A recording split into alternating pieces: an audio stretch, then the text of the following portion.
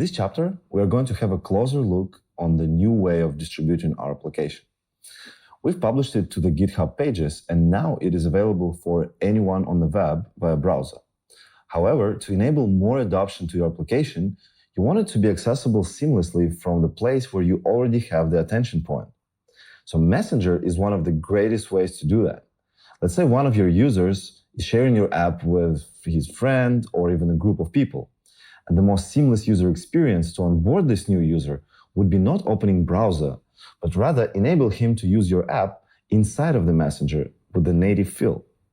Telegram is an amazing messenger that is having unprecedented traction and ambitious, and it is actually delivering. So it has up to 700 million monthly active users and over 50 million daily active users.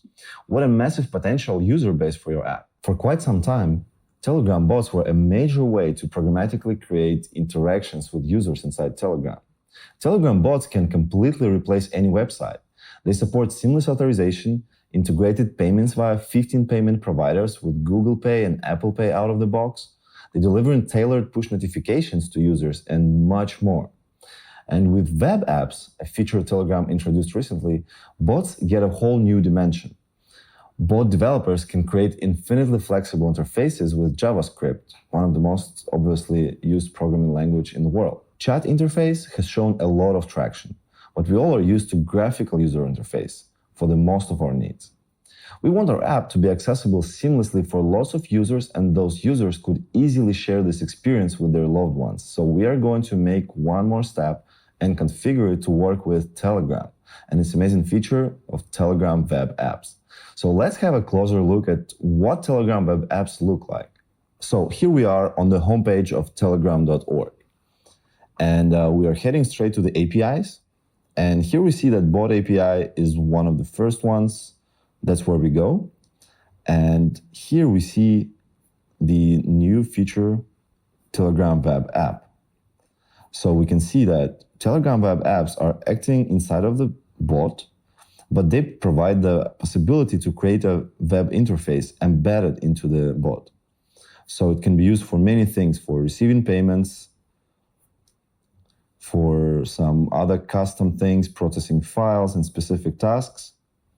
You could also integrate it with other services, like on this example where it's Gmail in the bot. And you could also host games. So the Telegram web app feature is going beyond the normal just a request answer interaction. So, and this is why it's very handful and actually important thing to master, because you would have so many applications of this in any projects you ever want to launch. So let's see how it is actually getting integrated. So we head to the web apps section. And as you know, we already have built a web application. So the thing we need to do is to actually integrate it into this bot.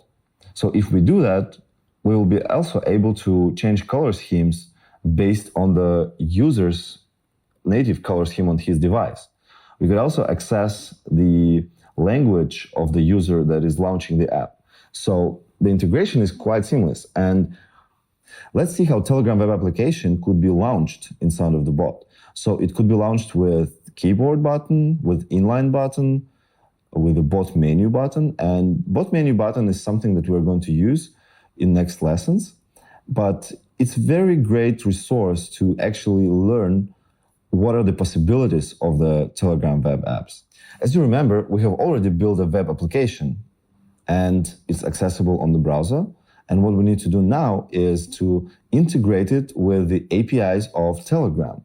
So Telegram is providing us with a script that we could simply load and then access so many features like color scheme, detect the platform of the user. So we could also control the size of the screen as it opens, but we need to integrate it with this script. So what we want to do is we want to look at some SDK that is actually helping us to do this with React. And we're lucky that such an SDK is present out there.